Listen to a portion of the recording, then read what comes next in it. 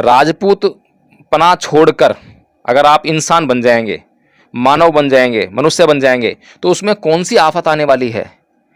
पहला सवाल। दूसरी बात यह है कि अगर आप जो है अपना ये क्षत्रियपना राजपूतना छोड़कर जो है इंसान बन जाएंगे तो इस देश में एक बहुत ही अच्छी बात होने वाली है कि इस देश का माहौल जो है बहुत अच्छा हो जाएगा और सभी नागरिकों के बीच में जो है आपसी सौहार्द और भाईचारा जो है बाबा साहब डॉक्टर भीमराव अम्बेडकर अगर बुद्ध की शरण में गए हैं तो इसका मतलब ये नहीं है कि वो जो है कबीर दास जी को नकार रहे हैं, रविदास जी को नकार रहे हैं, या फिर जो है गुरु नानक देव जी को नकार रहे हैं, या उनको नकार नहीं रहे हैं,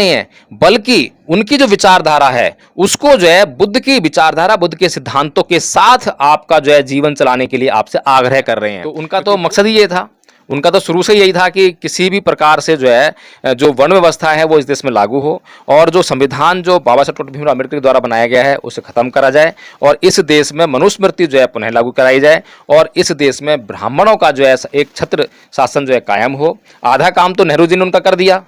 और आधा काम जो है आज की डेट में जो बहुजन समाज है वो कर रहा है, क्योंकि वो आज बाबा साहब डॉक्टर भीमराव अम्बेडकर को जो है अच्छी तरह से पढ़ता नहीं है, समझता नहीं है और उनके बताए हुए मार्ग पर चलता नहीं है, केवल और केवल जय भीम और सवाल पूछते हुए आपको डर लगेगा कहीं ऐसा कोई सवाल ना पूछ लूं, कहीं इसका जो दिमाग खराब हो जाए, कहीं इसको जो है क्या नाम है ये जो अपना आपा खो बैठे। यानी कि हिंदू धर्म के जो संत कहे जाते हैं, जिनको मैं गुंडा मवाली कहता हूं, उनके अंदर इतनी सहनशीलता नहीं है कि उनसे कोई व्यक्ति जाकर जो है आराम से बुराई है। यदि आप अपने आप को ऊंचा मान रहे हैं जातीय आधार पर जो है, तो आपके भी ऊपर जो सबसे ऊपर बैठा हुआ है ब्राह्मण, लेकिन आपको जो है उस ब्राह्मण का जरा सा भी वो अपमान महसूस नहीं होता है कि वो मेरे से ऊपर बैठा हुआ है। तो इसी प्रकार से जो है आज ओबीसी समाज को यह समझने की जरूरत है कि जितना जल्दी वो जो है ये जो अम्बेडकरवादी लोग हैं जो अपना मिशन मूवमेंट का प्रचार प्रसार आपके बीच में कर रहे हैं, उसको एक बार समझने का प्रयास कर रहे हैं कि वो आखिर किस मिशन मूवमेंट का प्रचार कर रहे हैं। क्या वह मिशन मूवमेंट जो है कोई झूठ बोलता है, कोई ऐसी बात बोलता है जो कि मानवीय नहीं है, जो कि मानवता के आधार पर नहीं है? क्या कोई ऐसी बात बोलता है जो किसी पर अत्याचार करती हो, जो किसी को गुलाम बनाने का प्रयास करती हो?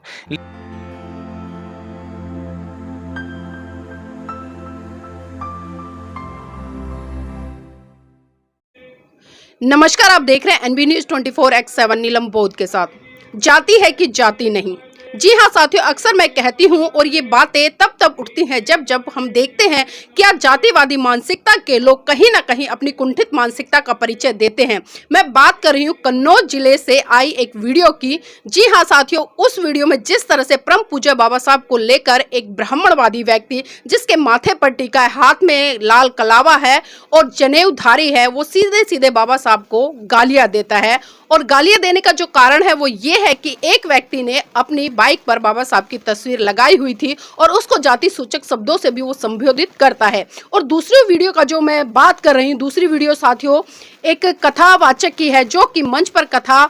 के वक्त एक व्यक्ति को बुलाता है और उसको जाति सूचक शब्दों से नाई करके संबोधित करता है और इतना ही नहीं, उसको भरी सभा में मुर्गा बना देता है और कहता है कि हम ब्राह्मण हैं, तुम नाई हो, हमसे छोटे हो, इसलिए मुर्गा बन जाओ और क्षमा मांगो। तो इसी विषय पर चर्चा करने के लिए आज मेरे साथ में एडवोकेट जय भीम प्रकाश जी, उन्हीं से जानना चाहूंगी कि आज आजादी के 77 साल बाद भी क्या बात है कि लोगों के मन मस्तिष्क से जातिवाद नहीं निकल रहा है। सर, स्वागत है आपका एनबी न्यूज में। जय भीम, नमो बुद्धाय नीलम जी। सर, जिस तरह से अभी मैंने सोशल मीडिया पर 2 वीडियो जो चल रही हैं उनका हवाला देते हुए अभी जिस तरह से मैंने बात रखी, तो किस तरह से देखते हैं आज़ादी के 77 साल बाद भी इतनी कुंठित मानसिकता?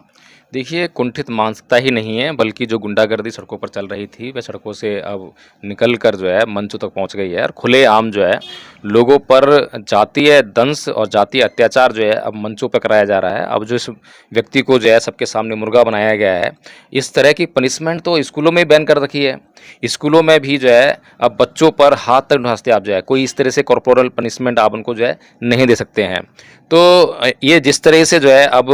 जो धर्म के नाम पर हिंदू धर्म की गुंडागर्दी शुरू हो गई है, तो हमने जो है बहुत सारे मंच देखे हैं। धीरेन्द्र शास्त्री के तो कई वीडियो वायरल हुए हैं जहां पर वह जातिवादी बातें करता है, जाति सूचक शब्दों का इस्तेमाल करता है और ये कोई मामूली मामला नहीं है।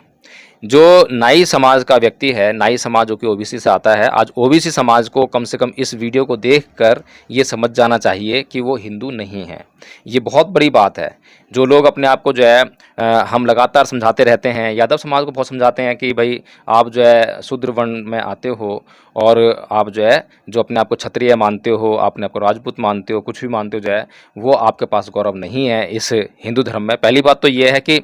चाहे आप अपने आप को राजपूत माने, चाहे क्षत्रिय माने, इसमें किसी प्रकार का गौरव नहीं है, बल्कि ये एक बुराई है यदि आप अपने आप को ऊंचा मान रहे हैं जातीय आधार पर जो है। तो आपके भी ऊपर जो सबसे ऊपर बैठा हुआ है ब्राह्मण, लेकिन आपको जो है उस ब्राह्मण का जरा सा भी वो अपमान महसूस नहीं होता है कि वो मेरे से ऊपर बैठा हुआ है। तो इसी प्रकार से जो है आज ओबीसी समाज को यह समझने की ज़रूरत है कि जितना जल्दी वो जो है ये जो अम्बेडकरवादी लोग हैं जो अपना मिशन मूवमेंट का प्रचार प्रसार आपके बीच में कर रहे हैं, उसको एक बार समझने का प्रयास करें कि वो आखिर किस मिशन मूवमेंट का प्रचार कर रहे हैं। क्या वह मिशन मूवमेंट जो है कोई झूठ बोलता है,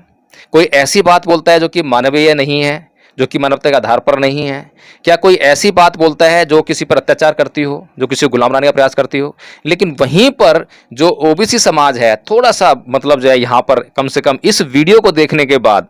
बिहार में भी यादवों पर अत्याचार हुआ, यादवों से जो है राजपूतों ने जूते चढ़वाए। तो उसके पहले भी क्या नाम है, हमने देखा कि योगी आदित्यनाथ जी ने जो है अखिलेश कुमार जी के कुर्सी से उतरते ही उसको जो गंगा जल से धुलवाया, गोमूत्र से उसको पवित्र करवाया। तो ये कई बार जो है इंस्टेंसेस आ चुके हैं और हम ये कहते हैं,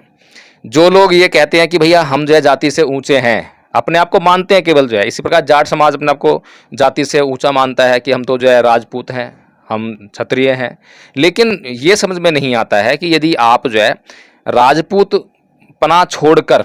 अगर आप इंसान बन जाएंगे, मानव बन जाएंगे, मनुष्य बन जाएंगे, तो उसमें कौन सी आफत आने वाली है? पहला सवाल। दूसरी बात यह है कि अगर आप जो है अपना ये क्षत्रियपना राजपूतना छोड़कर जो है इंसान बन जाएंगे, तो इस देश में एक बहुत ही अच्छी बात होने वाली है कि इस देश का माहौल जो है बहुत अच्छा हो जाएगा और सभी नागरिकों के बीच में जो है आपसी सौहार्द और भाईचारा जो है बढ़ जाएगा। क्या आपको जो है ये दोनों बातें पसंद नहीं है? तो ये आज जो है ओबीसी समाज को जो है बहुत गंभीरता से सोचने की जरूरत है कि आज जो है उनके एक हिस्से के ऊपर अत्याचार हुआ है। आज जो मंच पे जो नाई समाज को नौवा कह रहा है और अपने आप को बावनवा कह रहा है, अपने आप को 52 जातियों उससे उसको जो है दूर कर रहा है कि तू मुझसे 52 जाति नीचे है, इस तरह की बातें कर रहा है, उसको मुर्गा बना रहा है। तो ये जो आज पहली बात तो मुझे लगता है कि अब तक जो है उस पर एफआईआर हो जानी चाहिए, क्योंकि ये पब्लिक इंसल्ट का मामला है और बहुत गंभीर मामला है। लेकिन मैं अपील कर रहा हूँ ओबीसी समाज से। ओबीसी समाज में बहुत सारी जातियाँ आती हैं, जिसमें कि नाई, तेली, तंबोली, आपका जो है कुम्हार, यादव, गुर्जर, जाट और ये सब जातियाँ जो हैं इसमें आती हैं। तो इन जातियों को जो है आज ये समझने की ज़रूरत है कि वो जो है कौन सी व्यवस्था का हिस्सा हैं। और जो ये मंच पर आज जो ये नाई नाई कहकर संबोधित कर रहे हैं कथावाचक जी, जो है कौन से धर्म का प्रचार कर रहे हैं? क्या ये धार्मिक क्रिया है? क्या इसी को धर्म कहते हैं? क्या इसी को, इन्हीं लोगों को संत कहने का काम करते हैं कथावाचकों को, ये संत हैं? क्या यही हिंदू धर्म सिखाता है? और हम बार बार यही बात कहते जा रहे हैं, बार बार बताने का प्रयास करते हैं कि हिंदू धर्म जो है एक ऊंच नीच से भरी व्यवस्था है जिसमें समानता के लिए कोई स्थान नहीं है। और जहां पर समानता के लिए कोई स्थान नहीं है तो किसी पर भी कभी भी अत्याचार होने की संभावना नहीं रहती है। लेकिन सर, जिस तरह से वीडियो वायरल हो रहा है, जिस तरह से उस कथावाचक ने कहा है, तो यहाँ पर कथावाचक तो अपने आप को ऊंचा साबित कर रहा है, लेकिन जिस तरह से नाई को आदेश किया गया है वो तुरंत मुर्गा बन जाता है। तो क्या ये गुलामी वाली मानसिकता नहीं है कि वो सोच भी नहीं पाया कि मेरा अपमान हो रहा है? देखिए, ये अभी जो है जो घटना घटी है,